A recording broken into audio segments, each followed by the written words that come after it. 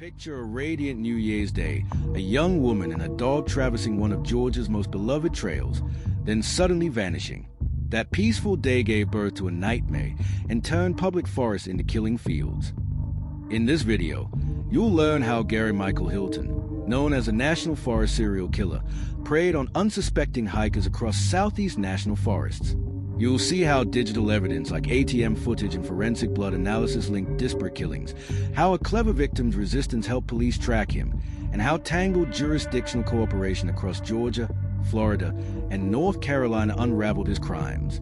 Date and location: January 1st, 2008, Blood Mountain in the Chattahoochee National Forest, Lumpkin County, Georgia. Victim: Meredith Emerson, 24, University of Georgia graduate majoring in French, former rock and Aikido blue belt, living in Beaufort, Georgia. Companion: Black Labrador Retriever named Ella. Suspect: Gary Michael Hilton, 61-year-old drifter, traveling with Golden Retriever Dandy, presenting a benign presence but hiding a dark history. Hello everyone, welcome to the Serial Crime Chronicles for newcomers to this channel. If you love true stories, this channel was made for you. We post true crime stories they thought they buried every day. If this interests you, don't forget to subscribe to the channel and turn on notifications so you always get the latest content. Your support means a lot. Don't forget to hit the like button. As I've told you before, the like button is a simple gesture for you, but for me it's something huge because it helps TikTok know that people like my content and shows it to more new people. So please don't forget to support me by hitting that like button. When Meredith didn't return on January 2nd, her friends reported her missing. Her Cavalier was found at Fogle State Park on January 3rd, with belongings scattered, water bottle, police baton, dog leash, sunglasses, signs of an apparent struggle. Witnesses reported seeing her on Spo Trail with an older gray-haired man. Authorities circulated a composite sketch. A tipster recognized the image as Hilton and notified the police. Hilton forced Meredith to withdraw cash from multiple ATMs in North Georgia. Surveillance showed him coercing her while she purposely entered incorrect pins to stall him. Her resistance bought investigators time to trace the pattern. On January 4th, Hilton was spotted at a Chevron station in DeKalb County, frantically scrubbing his white Chevy Astro van with bleach. A clerk recognized him from the missing person bulletin and alerted police before he finished washing. Police discovered traces of Meredith's blood, her belongings, including wallet, UGA ID card, car seatbelt, and physical evidence linking him to the victim. Ella, her dog, was found alive in a Kroger parking lot in Cumming, about 60 miles from Blood Mountain. Hilton was arrested on January 4th, 2008. His attempt to destroy evidence failed. Investigators collected forensic proof that would link him directly to murder. Facing evidence, Hilton offered to lead authorities to Emerson's body in exchange for assurances he'd avoid the death penalty. He chillingly warned, asterisk, the head will be missing, asterisk. Investigators followed his directions. Meredith's remains were found January 7 to 8. She had died from blunt force trauma and was decapitated post-mortem, a horrific detail matching his known M.O. In interrogation, Hilton admitted Meredith had put up fierce resistance. He said she battered him until he broke his own hand, insisted on giving wrong pins, and spent several good days together before he killed her, a disturbing blend of brutality and strange justification.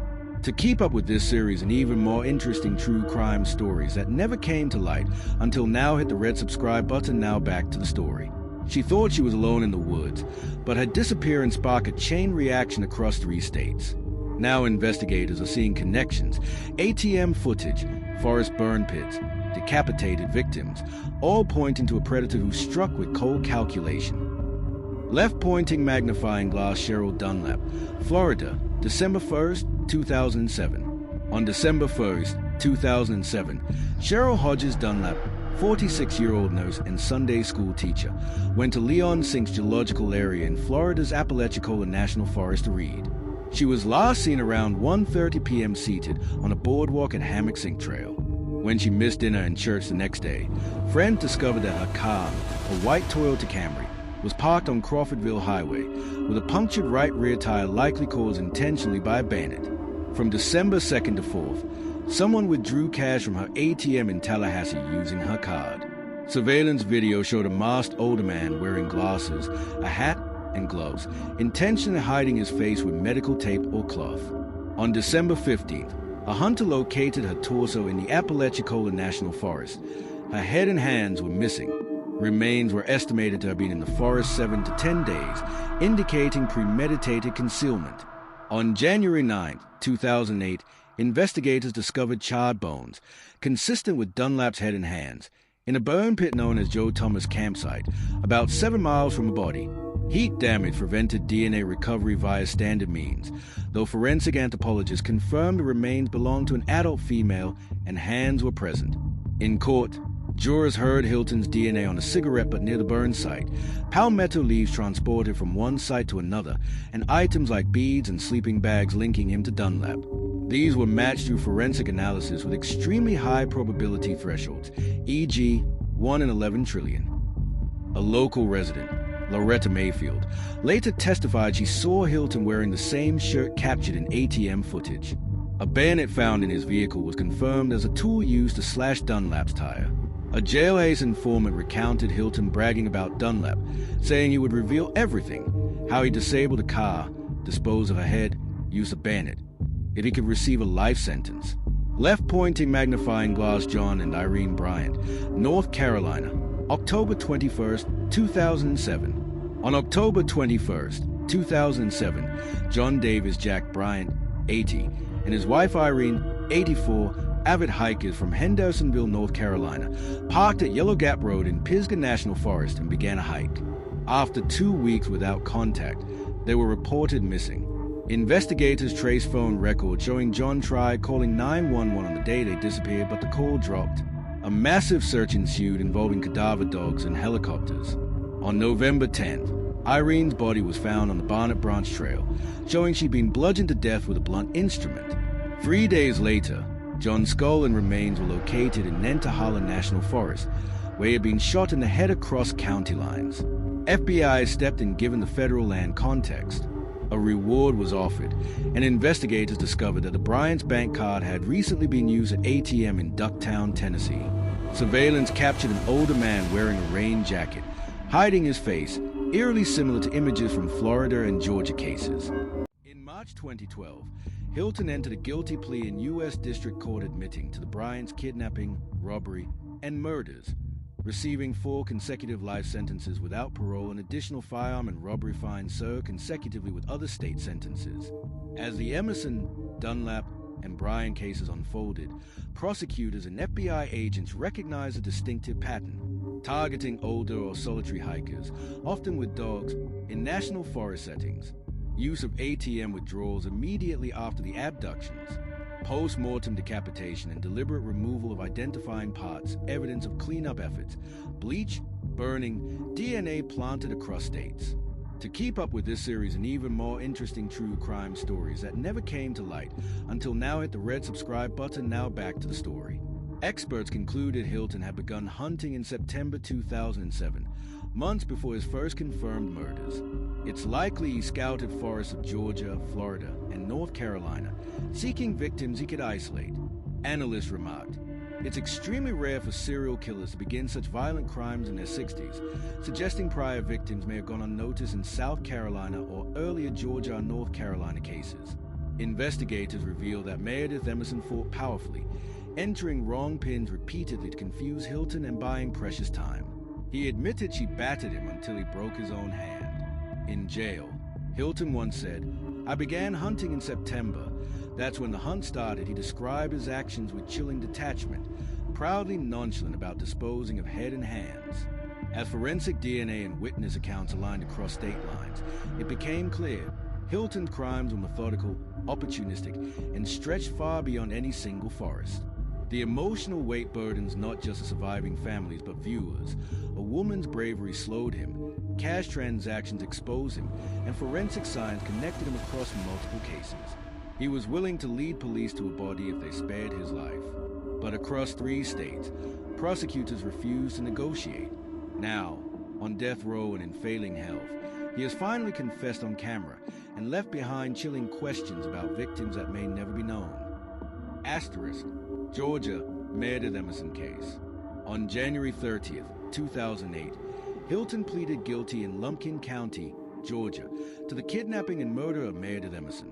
He accepted a plea agreement that allowed him to avoid the death penalty, receiving life in prison with parole eligibility after 30 years. This confession formally linked him to the first known murder, establishing the terrifying pattern that would define his serial crimes. Florida, Cheryl Dunlap case and death sentence. In June 2011, Hilton was convicted in Leon County, Florida, for the kidnapping, murder, and dismemberment of Cheryl Hodges Dunlap. The jury delivered a unanimous death sentence after compelling evidence, ATM video footage, DNA evidence of the burn site, including cigarette butt and burnt items, eyewitness testimony, e.g. Loretta Mayfield, and tires/matching a bayonet found in Hilton's van. In 2021, the Florida Supreme Court upheld that death sentence.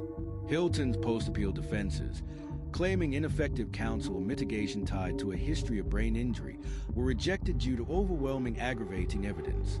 North Carolina, the Bryant's case, March 2012.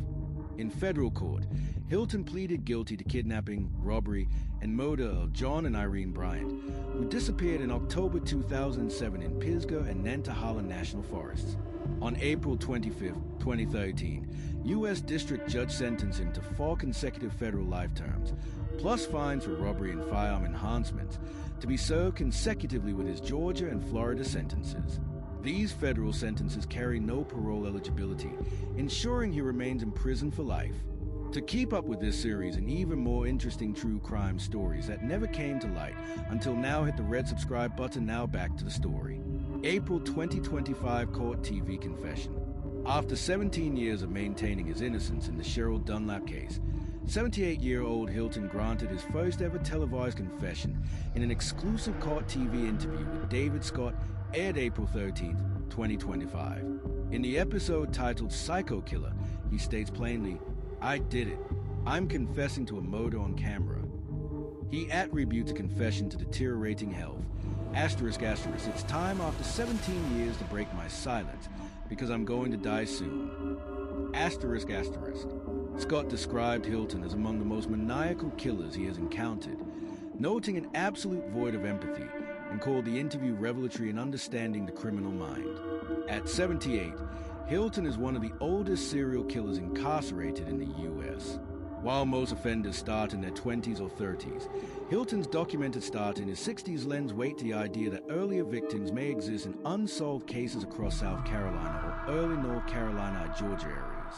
According to criminal profiling experts present during trial, it is extremely unusual for someone to begin violent murder late in life, reinforcing doubts about when and where his hunting began. Investigators suspect Hilton may have targeted victims before September 2007, possibly including Judy Smith, Rosanna Miliani, and Jason Knapp, all missing in similar forest-adjacent patterns.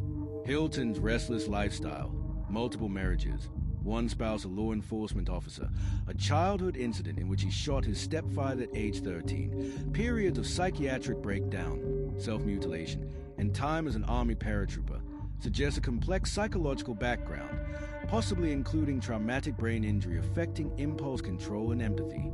For many families, Meredith's, Cheryl's, and the Bryants, Hilton's belated confession is bittersweet. He admitted to crimes he was convicted for, but never publicly expressed remorse or emotion. Meredith Emerson's family campaigned for the Meredith Emerson Privacy Act 2010, which prohibits publication of dismemberment images and restricts the release of graphic autopsy photos. This legislative response highlights the trauma inflicted not only on victims but on loved ones in public memory. Cheryl Dunlap's cousin, Gloria Tucker, responded to the Florida Supreme Court's rejection of Hilton's appeal in 2021. "Life is a precious gift. It is sad when someone can callously take the life of another human being. I appreciate the ruling, affirming the value of Sherry's life." Criminal experts note that Meredith's wrongpin attempts, her dog Ella's survival, and cooperative multi-state investigation demonstrated the critical power of victim resilience and forensic coordination in stopping Hilton's spree. Today, Gary Michael Hilton resides on Florida's death row at Union Correctional Institution, one of 269 inmates holding that final sentence in the state as of mid-2025. He also serves life sentences in Georgia and North Carolina, all to be served consecutively with no parole. His death sentence for Dunlap remains upheld despite appeals, with courts rejecting claims of ineffective counsel or mitigation regarding mental health or childhood trauma. Authorities cited overwhelming aggravating evidence. Landmark changes triggered by the case include improved cooperation between state and federal agencies, better forensic coordination, and public policy reforms like Georgia's Privacy Act. Investigators still review unsolved cases, suspecting more victims in areas Hilton frequented.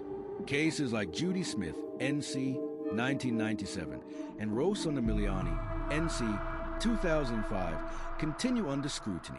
Experts ask, could Hilton's rampage have been prevented if earlier mental health interventions or criminal scrutiny had flagged him sooner? Do you think investigators should revisit cold cases in Hilton's known territory? Could more victims still be connected? Did the criminal justice system miss warning signs? Like, comment, and subscribe to the Serial Crime Chronicles, where every crime has a witness and every truth will be told for more true crime stories. See you in the next episode, and thanks for watching.